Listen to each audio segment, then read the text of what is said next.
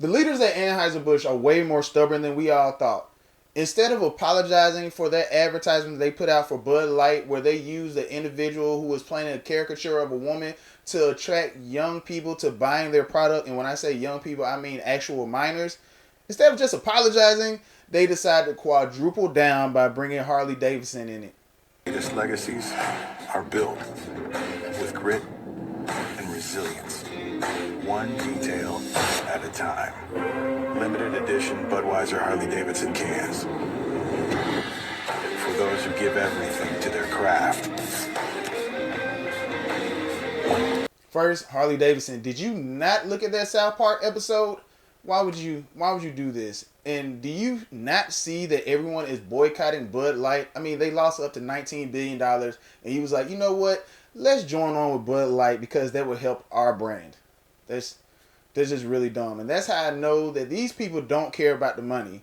Think about what just happened with Target, where they're the new target for a boycott, where they lost $9 billion because they decided to have gender-affirming things for children. You know, stuff like chest binders and bikinis that tuck the male genitalia.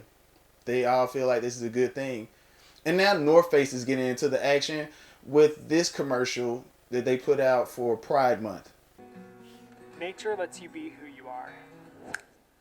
Even gay.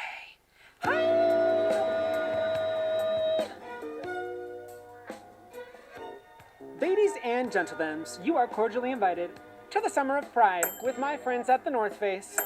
My bad, that was from last year. People weren't paying attention to North Face because they did this already, but ever since Bud Light came out with the sponsorship of Dylan Mulvaney, people are now paying attention. But this is from this year. Hi, it's me, Patagonia, a real-life homosexual. And today I'm here with the North Face. We are here to invite you to come out in nature with us. Wow, this is nice. We like to call this little tour the Summer of Pride. This tour has everything. Hiking, community, art, lesbians making art. Last year, we gay sashayed across the nation and celebrated Pride across the nation. I am totally convinced that this is not about the money, because there's no reason for companies like Bud Light, Hershey's, Target, North Face, Disney, Nickelodeon, Netflix, Maybelline, Olay, all these different brands that made billions of dollars to just throw all this out of the window just for a small percentage of the population, a percentage of the population. They rather just give away their main customers, their main clientele, just to make people feel better. We all know that we should protect the kids, but it's kind of crazy that we're in a battle where we're trying to explain to individuals that children should not be able to choose to have a gender reassignment surgery because we won't even let them pick their bedtimes. Now, question, do you think that the government, the media, big tech, big corporations, and these crazy leftists are using this battle for gender ideology, especially being pushed on the kids, to serve as a distraction? Because we have a lot of things that are really important going on right now to fight this fight that with kids that shouldn't even be a fight. There's the threat of nuclear war, the fact that crime is going up, the borders are open, and oh yeah, the middle class is pretty much obsolete and the economy is in shambles. I'm just saying, there's a lot more things going on right now than a simple no, a little boy shouldn't be able to chop off his penis. And next up, we have what happened where two individuals were fired because they decided to call the police on burglars.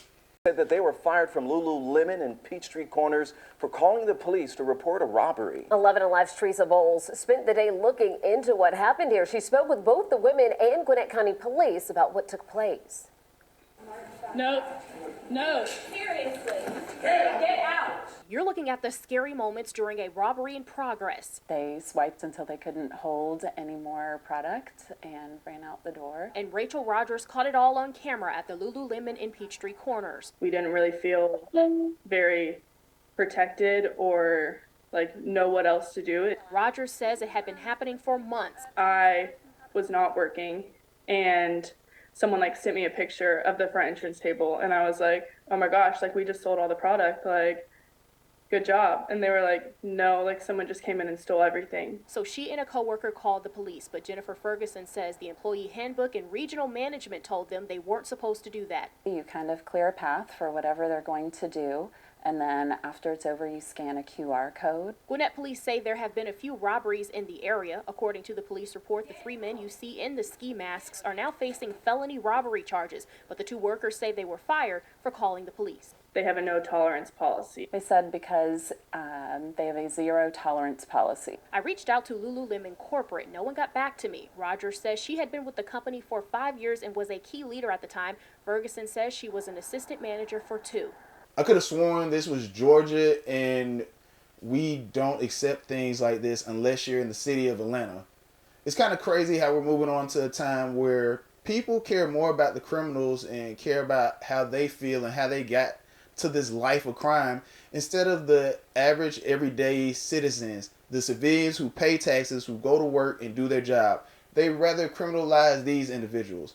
This is a crazy world that we're living in where people actually believe that kids should be able to transition and criminals should be treated like saints, and anybody who calls the police on a criminal should be fired from their job. Lululemon, how's this actually part of in your handbook that you should not call the police on burglars or on criminals? How are you making your money? It sounds like you don't care about making a profit either. You're just trying to make it harder for your workers to not protect themselves, and which is going to end up having your store prices go up, or a lot of people getting laid off because so much merchandise will be taken from your store, i.e. the things that are happening in California every day.